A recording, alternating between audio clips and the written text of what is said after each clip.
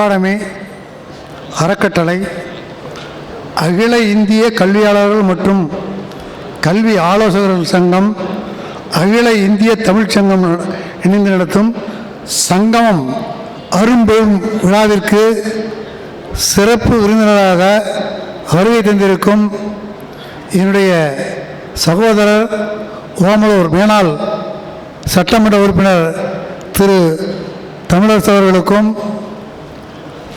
பெரியார் பல்கலைக்கழகத்தினுடைய முன்னாள் துணைவேந்தர் முனைவர் புரொஃபசர்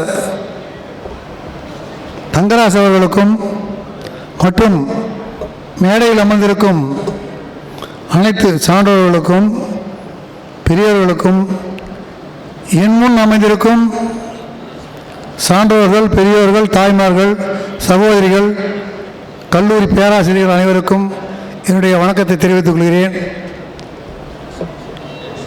யுனிக் அகாடமி அறக்கட்டளையின் தலைவர் திரு கோவிந்தராஜை உங்கள் அனைவருக்கும் தெரியும்.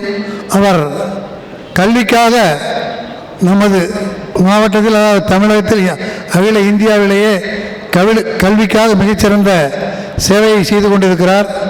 நான் உங்களிடம் ஒரே ஒரு கருத்தை மட்டும் தெரிவித்துக் கொண்டு என்னுடைய உரையை முடிக்கிறேன்.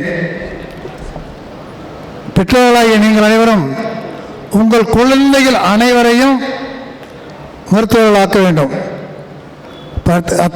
நம்ம குழந்தைகள் அத்தனை பேருக்கு மருத்துவராக்கணும்.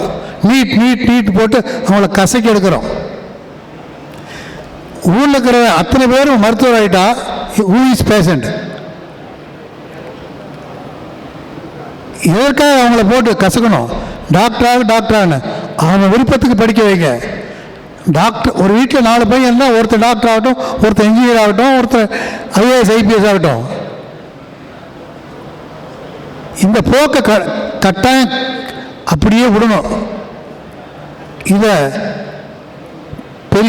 பெற்றோர்களை நீங்கள் தான் கடைப்பிடிக்கணும். குழந்தைகளை நீட் போட்டு அவங்கள கசக்கி எடுத்து அதனால் வருஷத்துக்கு 2-3 4 பேர் எத்தனை பேர் தற்கொலை நடக்குதுன்னு உங்களுக்கு தெரியும்.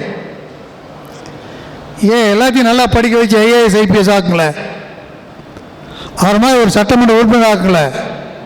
ஏன் அதை செய்யக்கூடாது? அடுத்து நம்ம இளைய சமுதாயம், நம்ம குழந்தைகள் அனைவரும் மதுவுக்கு அடிமையாகலை, பரவாயில்ல, ட்ரக்ஸுக்கு அடிமையாகிட்டாங்க. ட்ரக்ஸு முடிஞ்சு போச்சு. கீழே ட்ரக்ஸுக்கு ஒன்ஸ் அடிக்ட் ஆனாலும் அவனுடைய லைஃபே போச்சு, எதிர்காலமே போச்சு. ட்ரக்ஸு அடிமையாகாமல் அவனை காக்கிறது யார்? பெற்றோர்கள் தான். பெற்றோர்கள் சரியாக அவங்கள கவனிக்கிறதில்லை. இதில் தனி கவனம் செலுத்தணும். இத்துடன் என்னுடைய உரையை முடித்துக்கிறேன். சகோதரர் கோவிந்தராஜ் அவர்களுக்கு இந்த விழாவில் என்னை பங்குள்ள அனைத்ததுக்கு என்னுடைய நன்றியை தெரிவித்துக் கொள்கிறேன். நன்றி, வணக்கம்.